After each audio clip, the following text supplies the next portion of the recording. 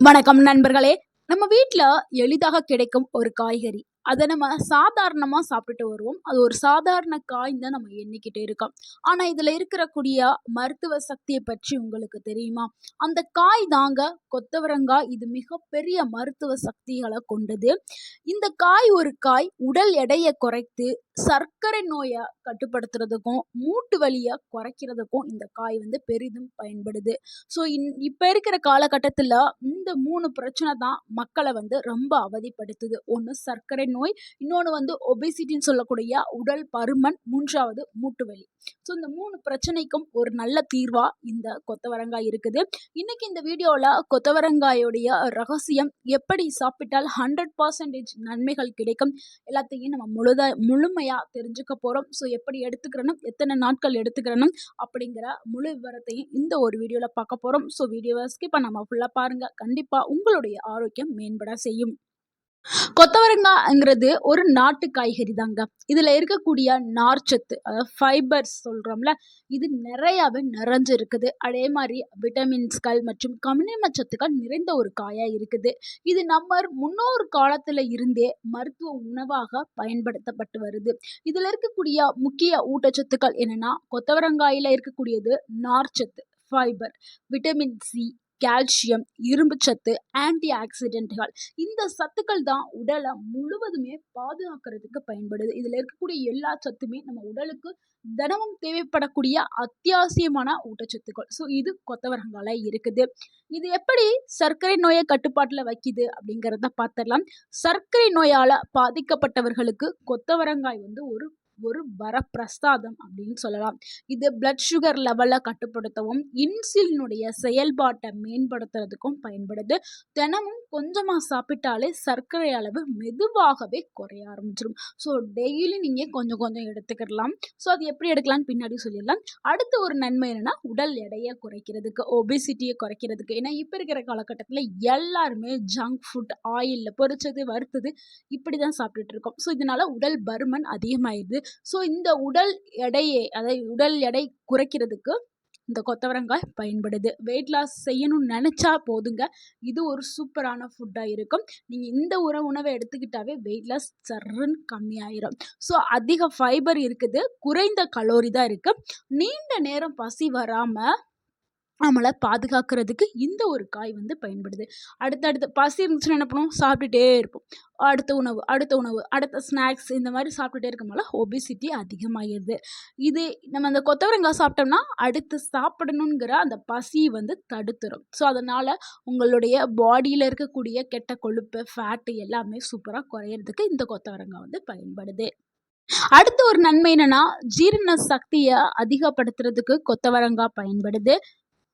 முக்கியமா கொத்தவரங்காய் யாருக்கு ரொம்ப நன்மையை கொடுக்கும்னா, வயதானவர்களுக்கு எது சாப்பிட்டாலுமே செரிமானம் ஏற்படாது. ஆவியில வேக வச்ச உணவு, லைட்டான உணவுகள் தான் எடுத்திருப்பாங்க.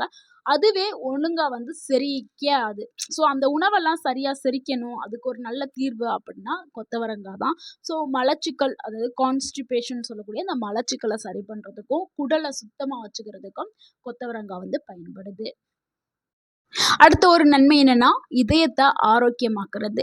இதயம் பலமாக இருக்க வேண்டும்ங்கிறது ரொம்ப ரொம்ப முக்கியம். ஸோ, இதயத்தோடைய பலத்தை அதிகரிக்கிறதுக்கு கொத்தவரங்காய் பயன்படுது.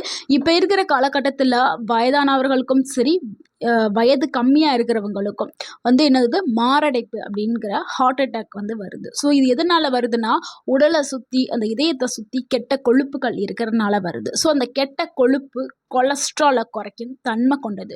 ஸோ, யாருக்கெல்லாம் கொலஸ்ட்ரால் இருக்கோ அவங்கெல்லாம் தொடர்ந்து கொத்தவரங்காயை எடுத்துகிட்டு வாங்க. உங்களுடைய கொலஸ்ட்ரால் லெவல் ரொம்ப கம்மியாயிரும், நார்மல் ஆயிரும், ரத்த ஓட்டமும் சீராக உங்கள் உடலில் இயங்க ஆரம்பிக்கும். ஸோ, இப்போ இருக்கிற நிறைய பேருக்கு, இளைஞர்களுக்கு முக்கியமாக இருக்கக்கூடிய பிரச்சனை என்னென்னா கொலஸ்ட்ரால் பிரச்சனை தான். ஏன்னா அவங்க நிறைய ஏதாவது ஃபேட் இருக்கக்கூடிய உணவுகளை நிறையா கொழுப்பு உணவுகள் அதிகமாக சாப்பிடுவாங்க. ஸோ, உடற்பயிற்சி செய்ய மாட்டாங்க. ஸோ, அப்படி இருக்கும் பொழுது கொலஸ்ட்ரால் கொலஸ்ட்ரால் வந்து ஆட்டோமேட்டிக்காக வர ஆரம்பிச்சு. இந்த கொலஸ்ட்ராலை குறைக்கிறதுக்கு நீங்கள் கொத்தவரங்காய் ஜூஸ் வந்து டெய்லி எடுத்துக்கிறலாம். அடுத்த ஒரு நன்மை என்னென்னா மூட்டு வலி, எலும்பு பலவீனம். இது வந்து இப்போ இருக்கிற காலகட்டத்தில் 40 வயதை எட்டிட்டாவே கை கால் வலி, மூட்டு வலி, எலும்பு பலவீனம் எல்லாமே வந்துடுது. இடுப்பு வலி, முதுகு வலி எல்லாமே வந்துடுது. ஸோ இதுக்கு கொத்தவரங்காய் ஒரு நல்ல உணவும் சொல்லலாம். இதில் வந்து கால்சியம் அதிகமாக இருக்குது கொத்தவரங்காயில். அதனால் கால்சியம் ரிச்சாக இருந்தால் என்ன ஆகும், எலும்புகள் வந்து வலுவாக்கப்படும். ஸோ எலும்பு வலுவாக்கப்படும் பொழுது ஆட்டோமேட்டிக்காக நம்மளுக்கு அந்த மூட்டு வலி, கை கால் வலி, இடுப்பு வலி எல்லா வலியுமே சரியாயிரும். மூட்டு வலியை குறைக்கிறதுக்கு பயன்படுது, எலும்புகளுடைய பலத்தை அதிகரிக்கிறதுக்கு பயன்படுது. முக்கியமாக வயதானவர்களுக்கு 60 வயதிற்கு மேலே உள்ளவங்களுக்கு கொத்தவரங்காய் முக்கிய உணவாக கருதப்படுது. அடுத்த ஒரு முக்கியமான நன்மை என்னென்னா நரம்பு தளர்ச்சி, நரம்பு வலியை வந்து சரி பண்ணுறதுக்கு, உங்களுடைய வீக்கான நரம்புகளை வலுப்படுத்துறதுக்கு, ஸ்ட்ராங் படுத்துறதுக்கு, ஸ்ட்ரென்தன் படுத்துறதுக்கு கொத்தவரங்காய் பயன்படுது. நிறைய பேருக்கு தெரியாது. முக்கியமாக கொத்தவரங்காய் வந்து கிராமத்துப்புற சைடில் வந்து ஈஸியாக கிடைக்கும். கம்மியான விலை தான். ஆனால் அவங்க வந்து இது ஒரு சாதாரண காய் அப்படின்னு நினச்சிட்டு ஒமிட் பண்ணிடுவாங்க. எப்பயோ ஒரு முறை வாங்குவாங்க, டெய்லிலாம் அதை சமைக்க மாட்டாங்க. கொத்தவரங்காயில் அப்படி என்ன சத்து இருக்குது அப்படின்னு நினச்சிட்டு அதை ஒமிட் பண்ணிடுவாங்க. ஆனால் கொத்தவரங்காயில் தான் நிறையா சத்துக்கள் இருக்குது.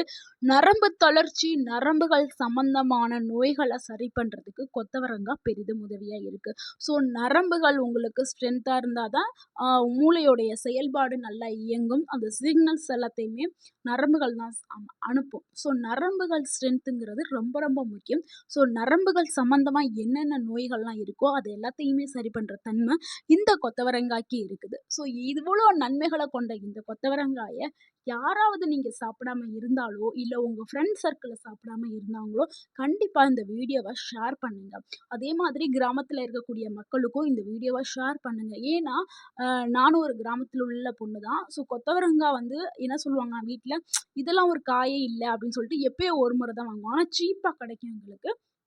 அதனால தான் சொல்கிறேன். ஏன்னா இதில் நிறைய நன்மைகள் இருக்குது. நம்ம ரொம்ப காசு கொடுத்து வாங்குற காயை விட இதில் வந்து அதிகமாக சத்துக்கள் நிறைஞ்சிருக்குது. ஸோ கொத்தவரங்காயை கண்டிப்பாக நம்ம எல்லாருமே உணவில் எடுத்துக்கிறணும். ஸோ நரம்புகளுக்கு நல்ல பலத்தை கொடுக்கக்கூடியது. ஸோ இவ்வளோ நன்மைகளை கொண்ட கொத்தவரங்காயை எப்படி சாப்பிடணும் அப்படிங்கிறத பார்த்துடலாம். ஸோ கொத்தவரங்காயை வந்து வேக வச்சு சாப்பிட்லாம். கூட்டு, பொரியல் இந்த மாதிரியும் செஞ்சு சாப்பிட்லாம். வாரத்தில் 3 முறை சாப்பிட்டால் போதும். அதிகமாக சாப்பிட வேண்டாம். ஸோ அளவுங்கிறது ரொம்ப ரொம்ப முக்கியம். அளவுக்கு மீறினால் அமிர்தமும் நஞ்சு. அதில் வந்து கொத்தவரங்காயில் வந்து கேஸ் ப்ராப்ளம், வாய்வு பிரச்சனையை உண்டு பண்ணும்னு சொல்லி நிறைய பேர் தவிர்க்கிறாங்க. ஸோ நம்ம சமைக்கிற முறை தாங்க. வாய்வு பிரச்சனை இருக்கிறவங்களுக்கு என்ன பண்ணும், பூண்டு கொஞ்சம் நிறையா சேர்த்து, வெங்காயம், பூண்டு இதெல்லாம் நிறையா சேர்த்து நீங்கள் கொத்தவரங்காயை சமைச்சு கொடுங்க. வாய்வு பிரச்சனை வந்து இருக்காது. தைராய்டு பிரச்சனை இருக்கிறவங்க கொஞ்சம் இந்த கொத்தவரங்காயை அவாய்ட் பண்ணுறது நல்லது. வாய்வு பிரச்சனை இருக்கிறவங்க பூண்டு சேர்த்து சமைச்சு சாப்பிடுங்க. வாய்வு பிரச்சனை வராது. ஆனால் அளவோடு சாப்பிட வேண்டும்.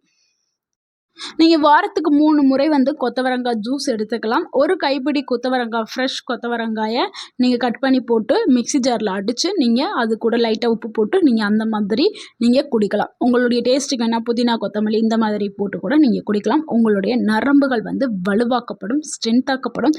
உங்கள் உடல் எடை எல்லாமே மெயின்டைன் படும். கெட்ட கொழுப்பு, கொலஸ்ட்ரால் எல்லாமே சரியாயிரும்.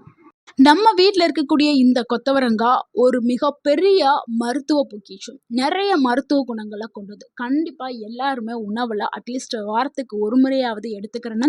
இந்த வீடியோ உங்களுக்கு பயனுள்ளதாக இருந்திருந்தால் இந்த வீடியோக்கு ஒரு லைக் பண்ணுங்கள். இந்த வீடியோவை உங்களுடைய ஃப்ரெண்ட்ஸ் அண்ட் ஃபேமிலிக்கு ஷேர் பண்ணுங்கள். இன்னுமே நீங்கள் இந்த கொத்தவரங்காயை மிஸ் பண்ணாதீங்க. அட்லீஸ்ட் வாரத்துக்கு ஒரு முறை எடுத்துக்கிறீங்க. கொத்தவரங்காய் பிடிக்காதவங்களுக்கு இந்த வீடியோவை ஷேர் பண்ணுங்கள். உங்களுக்கு இந்த வீடியோ பார்த்துட்டு இருக்க உங்களுக்கு கொத்தவரங்காய் பிடிக்கும்னா ஐ லைக் கொத்தவரங்காய் அப்படின்னு சொல்லிட்டு டைப் பண்ணுங்க, கமெண்ட் பண்ணுங்க. உங்களுடைய கருத்துக்களை மறக்காம எங்க சேனலை சப்ஸ்கிரைப் பண்ணுங்க, எங்களுக்கு சப்போர்ட் பண்ணுங்க, கமெண்ட் பண்ணுங்க. தேங்க்யூ ஃபார் வாட்சிங்.